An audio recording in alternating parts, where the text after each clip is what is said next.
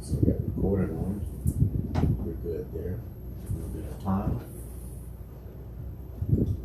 We're good there. Cool. Okay. I'm gonna open up and we're gonna be ready to rock and roll. All right. Hi, and welcome to another exciting episode of the Andre the Beast Crayton Show in celebration of Black Music Month. Sure. We got the artists coming through the door like popcorn. And I love it. You know, I'm usually not up this early doing the show, but because we got a special guest that wanted to be here, he asked to be here, I wanted him here. I had to reach out to get him here. And he said, Dre, whatever you need, I'm on the way. Ladies and gentlemen, I'd like to welcome into the studio my man, Vizzolmania. What's up, big deal? What's going on, Andre? How you doing today, brother? I'm doing great. So let's get right into it. We rapped a little bit about your journey. I read about your journey. Single, musical artist, video productionist. The list goes on. Take the viewers in the mind of Vizzio. Okay. Well, how y'all doing out there? Everybody tuned into the Andre the Beast Crayton Show. My name is Vizzolmania. The mind of me. I just like to add value wherever I can add value with. It wasn't always like that. I feel like I'm on an everlasting journey.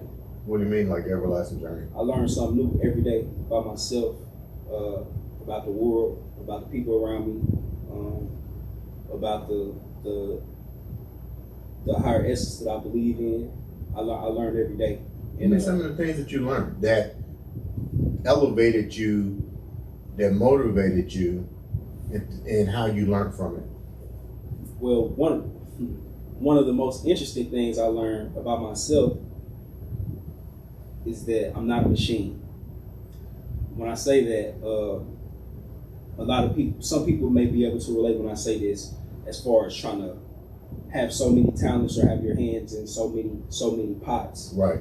You can't do that and expect yourself to come out on the other end as a healthy man, as a healthy human being. So just taking my health into consideration and kind of sacrificing some daily tasks that I would take on prior to this thinking. You know. So when I say I'm not a machine, really just giving myself grace as a human, because I know sometimes, and you may fall victim to this, just getting in the habit. That's why I'm keeping my mouth shut. just getting in the habit of work, yeah. work, like, because like sometimes you feel like you're on a rat in a rat race, you know. So yeah. Sounds like you're speaking from experience. Or did somebody along the way, like a relative or somebody you saw doing this and saw the spinning like a hamster on a wheel, and you said, you know what, I don't want to do that? Partially, that latter part. Right. Like definitely, I definitely grew up seeing like people doing things where I felt like, okay, they're comfortable, they may be content with what they're doing, but I may want to reach for something a little higher.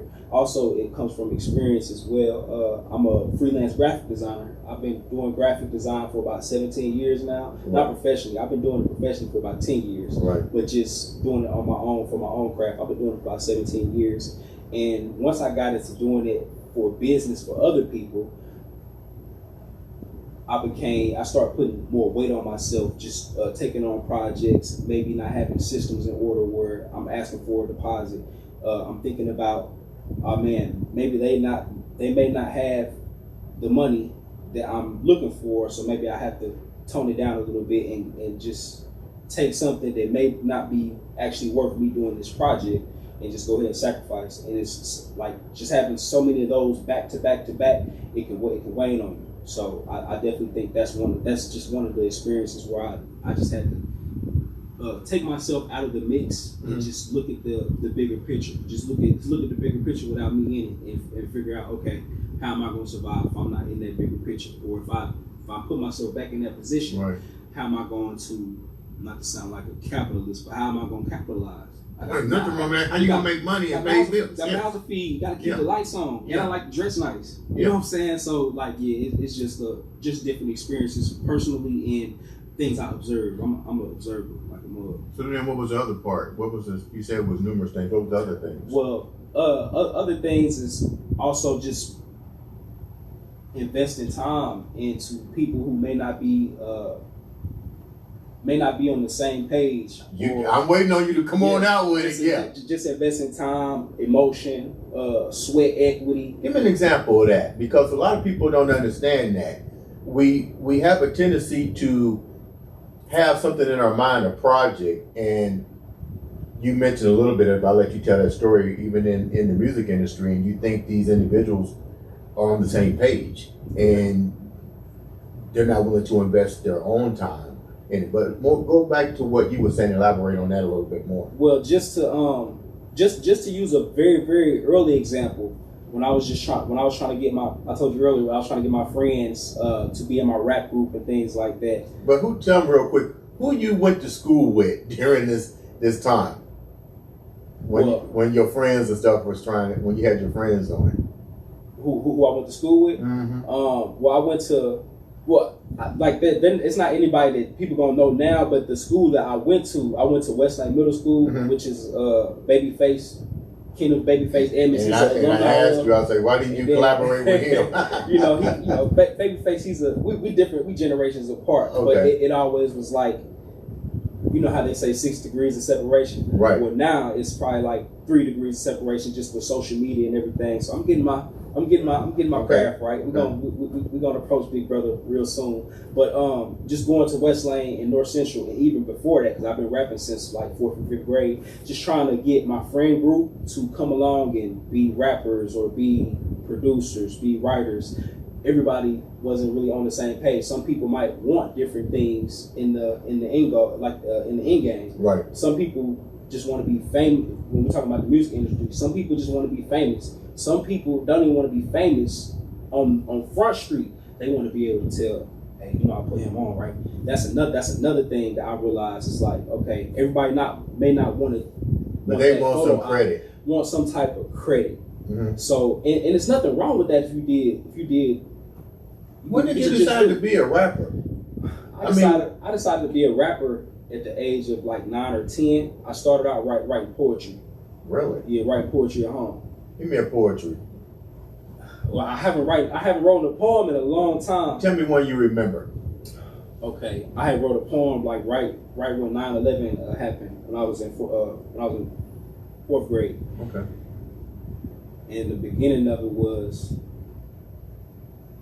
I'm tired of all the struggles and the pain, tired of all the mamas crying in the rain. I just remember them first 2 lines. But that's still deep. My teacher's assistant in my classroom, she ended up taking it and getting it published in the Indianapolis Star. Wow. When I was in elementary school. So slowly but surely, me not even knowing. How old was you when 9/11 happened? 10. What was going through your mind?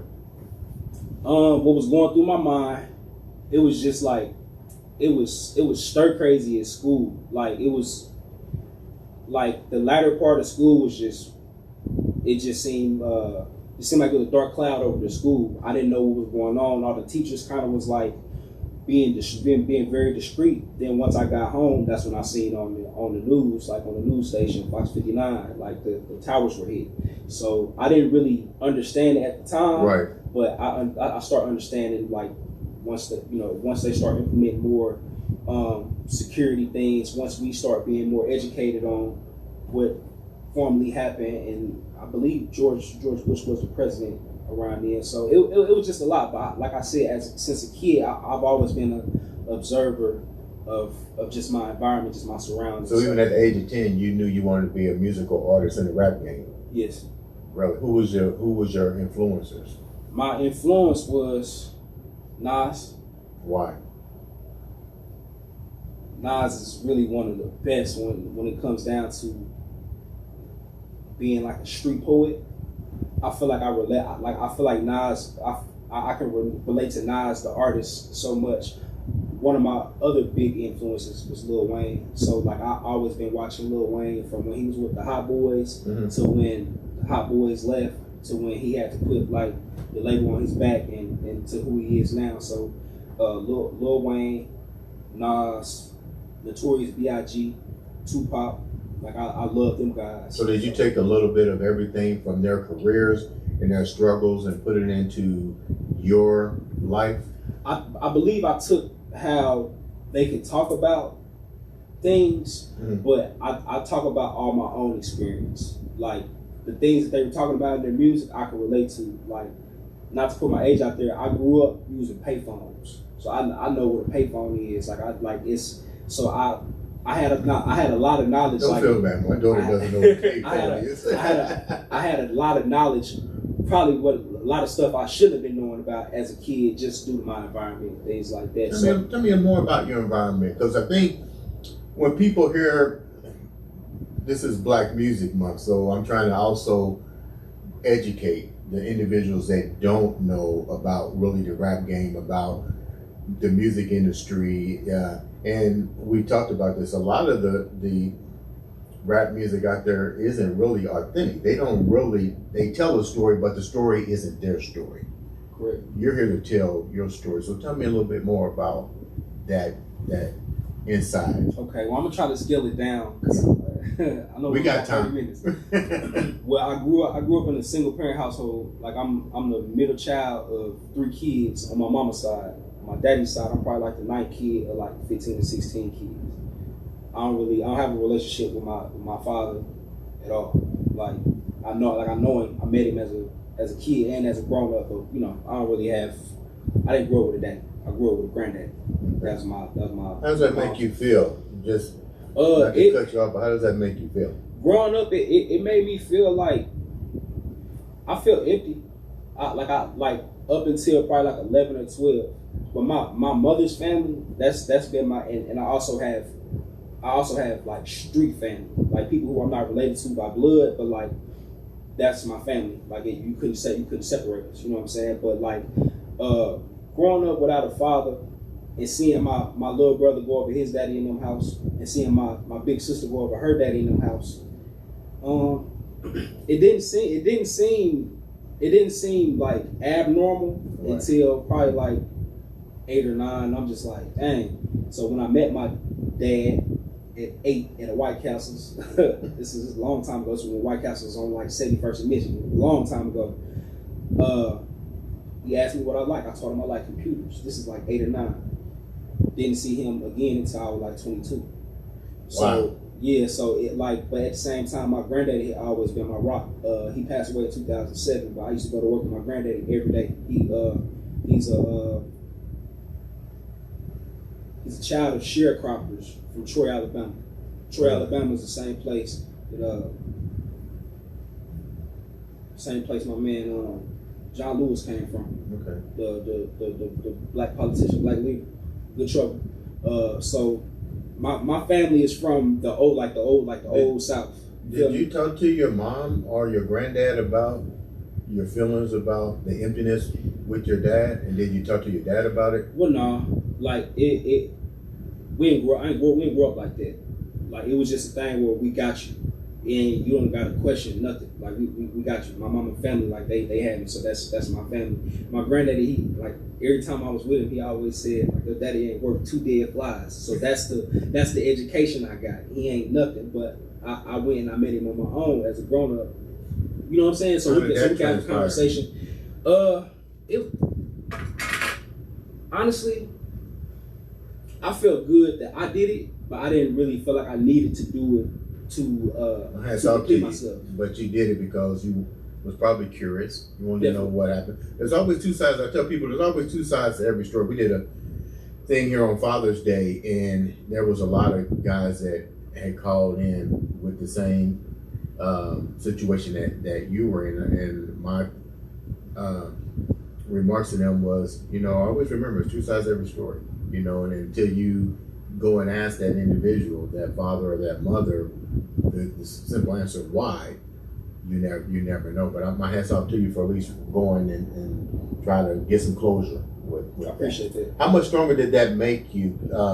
Keep going with your story. I didn't mean to cut it off. No, you good, brother. So just knowing that, like, so when it came down to the weekends, when my brother would be gone or my sister would be gone, right. I would go over my auntie's house. My auntie, she raised my mother. My actual grandmother passed away after giving birth to my mom. My mama is the youngest of 8 kids. I'm very family oriented.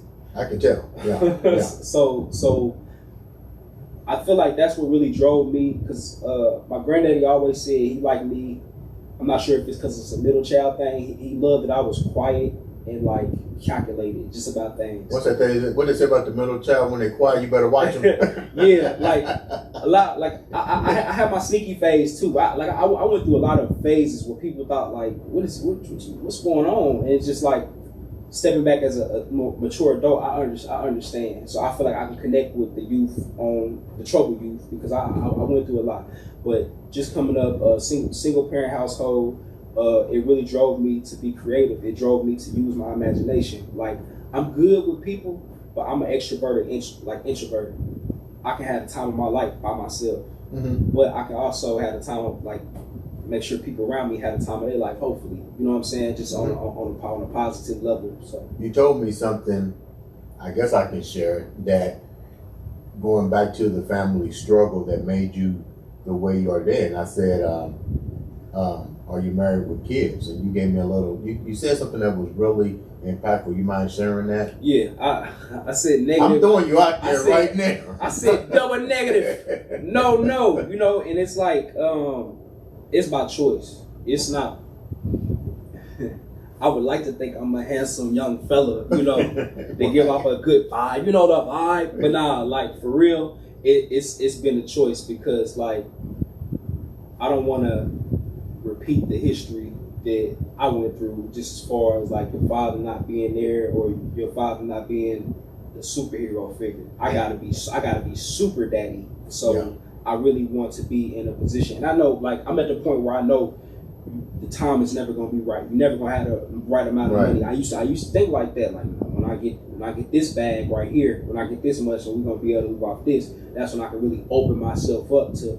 Right now, I'm like I'm imperialistic, just about getting everything spiritually, physically, financially, and I do be feeling behind. You feel? I'm in my 30s. I mean, my friends, all my closest friends, their kids are in school or they going to middle school. So I do be feeling like I'm behind, but at the same time, I feel like I'm running my race. Do you think that the trauma that happened, and we have to call it what it is some type of trauma, has paralyzed you so much that you would like that family, that music career, the whole 9 yards, but that seed still is planted back there? How deep is it planted? It's very deep. I feel like we on the Andre the Beast Crayton show, so I'm gonna go ahead and keep it thorough. Like, I like that. I meet some great women, and I'm not trying to sound like a Casanova or nothing like that. I meet some great people who happen to be women. Like, when I start really I feel like I'm getting there with them, I end up sabotaging. I end up pulling back. I can't explain this to everybody because everybody's not gonna get it, but it's like, just like what I was going back, what I said earlier about time is never going to be right. The amount of money you got is never going to be right. I can verbally say that, but still in my head, I start a family. I'm not going back to living on projects. I grew up like that. I'm not going to live in no slums. I grew up like that. I'm not going to no shelter. I was born in that. So it's just a fear of going back to having to be back in the whole poverty, you know, the whole thing of poverty. I feel like I graduated from that. Like I'm still graduating from it. Right. I gotta get my family out. Like, right. I'm not rich or anything like that. My mindset is mindset, but I'm still out here. Yeah. You know what I'm saying? But like, so I think that fear is what really be holding me back. And it's like, because I look at it like this: I'm in my 30s, got a newborn baby, and if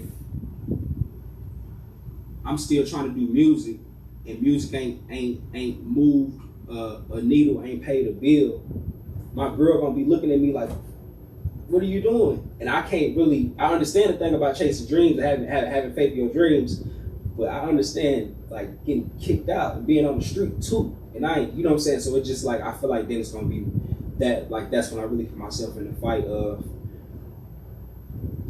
what I need to be doing as a man and what I really should have been doing as Vizzolmania or Virgil the artist. Like, so it just be a struggle.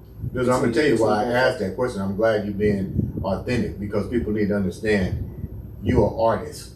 And I guess what artist to me means that you have dreams, goals, ambitions. And through those, in order to get to those levels, there's got to be some type of pain. Everything can come out of glory, because if everything is given to you, you don't appreciate anything else. But you've taken all of that hurt and all of that struggle and combined it into your artistry. Tell me about your music. My music, I like to say, well, let me rephrase it so it come out better for you.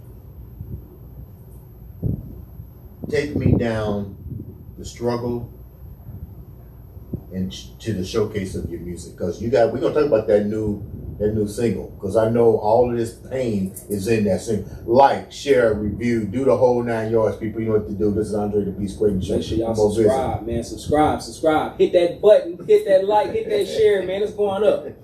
You feel me? Black Music Month. 50 years of hip hop. We in this thing. But okay. So from the struggle of the. Well, can you rephrase the question? Based on all of the struggles that you went through, from the father to the trauma, the fears, they're all showcased in your music. Mm-hmm. Take the viewers from that struggle and how we got to this new track that's coming out. Okay, well, I like to say I put pain on beats. I know somebody else coined that phrase before. I want to give a shout out to Soup of the Grind family. That's who I credit the Pain on Beats to. He had a mixtape back in like 2006, mm-hmm. And once I heard that title, I was just like, Pain on Beats. That's like not something to live by, but that's a name that I could put on this channel. I feel like I gotta put this expression out through.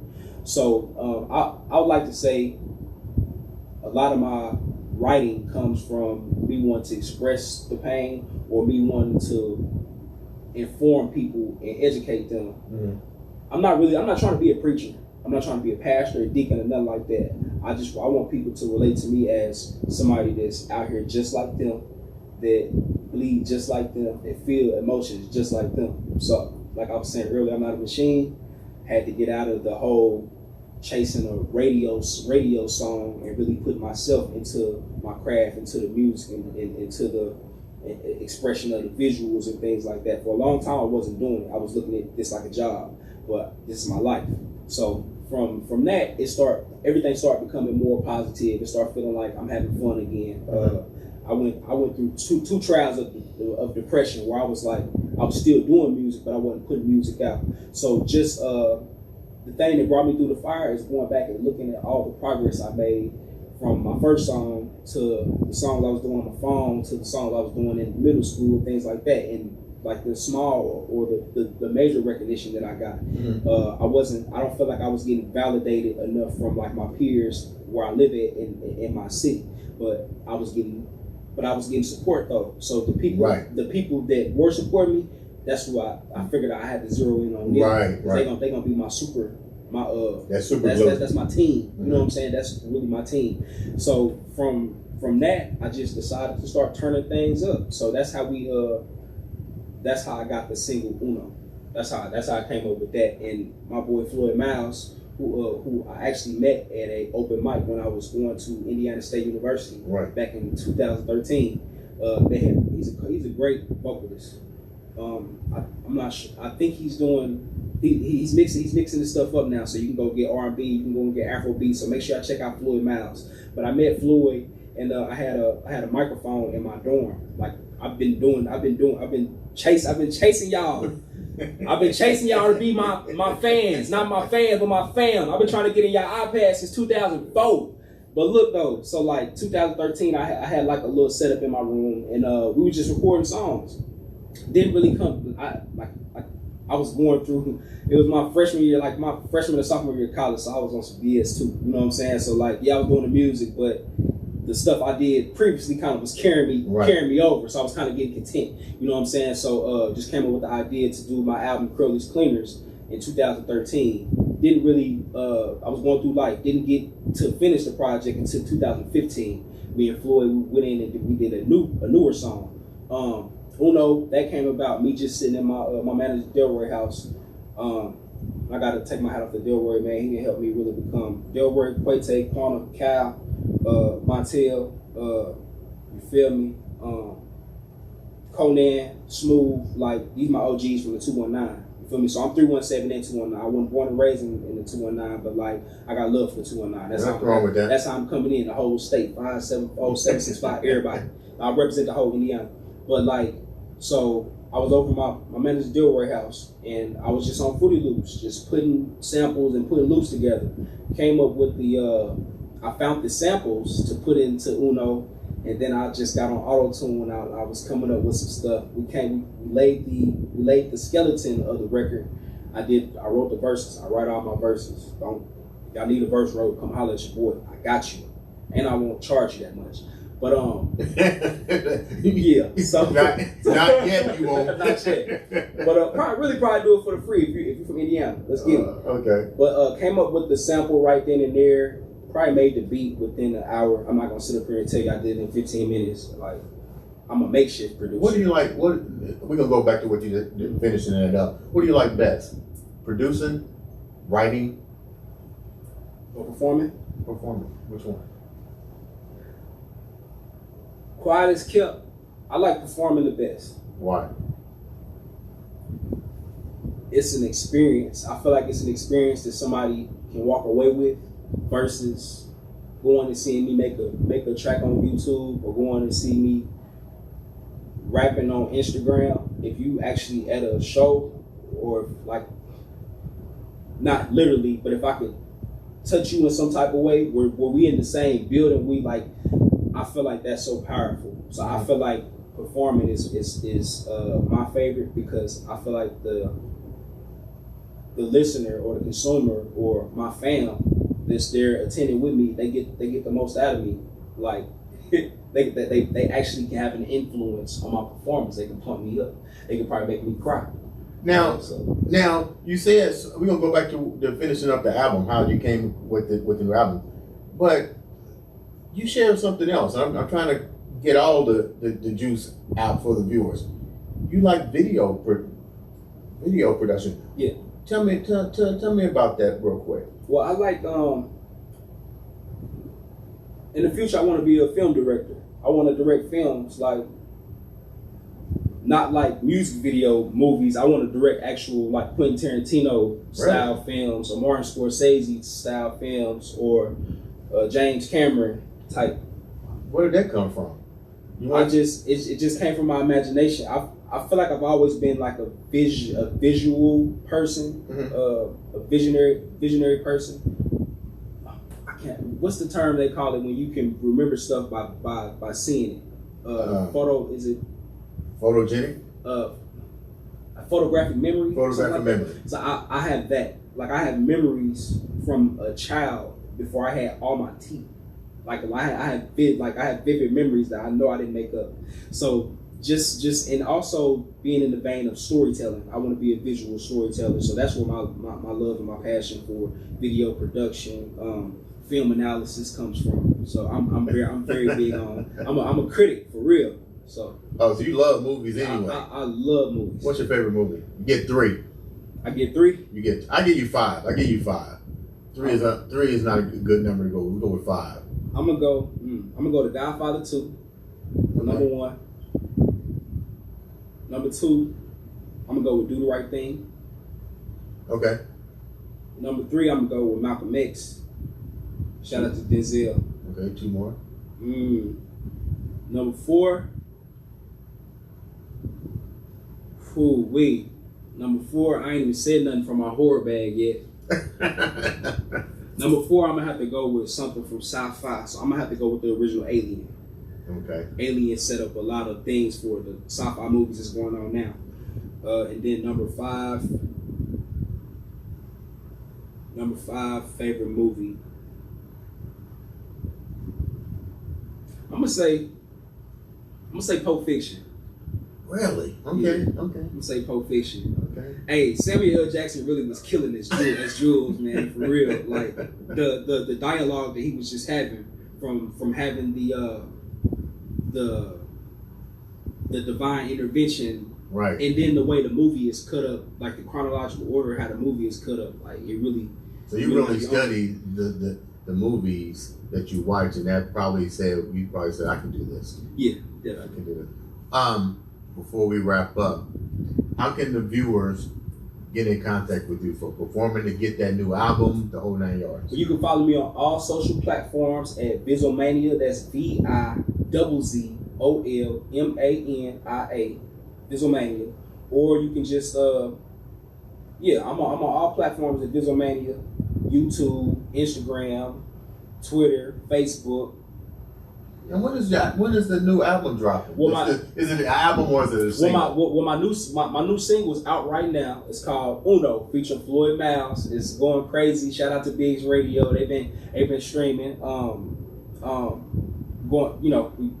It's about to take over the clubs. So, and it's really for the ladies. How can they hear it? How can they hear that track? That's available right now on Amazon Music, all the major streaming platforms: Amazon Music, Spotify, Apple Music, YouTube, Deezer. Yes, sir. Give me something. Give me a sample of not even this album, but give me something that you remember. A first beat, a first line, a first hook. Show the viewers your talent for real. He putting his sunglasses on. Hey, young and hungry, grew up struggling, middle school I started hustling. Everybody knew I've been flowing, been had face car hoes still on me. Had a show in Harville, one deep bitches, me and Royski. They threw their hood in my face. I hit first cause I ain't going. I'ma stand my ground surrounded by people trying to jump on me. Hope I get to that bourbon. I wanna come back with that 40. Learned at an early age, get that money and try to get home for shit get ugly. Gotta have heat when you walk through the tundra. Being picked last turned me to a monster. Ain't just talking when I say that I love you, but lately showing me more why I can't trust you. Gotta get cut loose. Getting to the root of my troubles, buried alive and I was smothered. I came back like the shredder of the ghost of Mega Evers, causing good trouble. They don't know what's coming to them. Seeing my people flourish, smiling faces while I'm running to it. OG came from Alabama, same town as John Lewis. I come from a different clock. My legacy can't end on bullshit. Hitting the gas without no destination. Exotics facing them. I don't know where I'm headed. Hope it's better than where I came from. Ain't never ran from nothing, but I hit the ground running. Through troubled waters, hit the shore. I got my town bubbling. Okay, tell me what you see when you see me and you ain't lost nothing. Trying to tell me how to get some M's, you ain't got none. Gotta shoot your shot right now. It's a good day for you to boss up. Them losses I had to chalk up. Pray for anybody that crosses. It's Vizzle. Ladies and gentlemen, that was live and in person on the Andre the Beast Crayton Show with my man Vizzle. In the house, Vizzle. Vizzle! Remember, subscribe, like, share, do the whole 9 yards. Support Black Music Month. This is Andre the Beast, and you've been watching Andre the Beast Crayton Show. All right, that was off the chain. Yes, sir. I appreciate you, brother. This was a great question.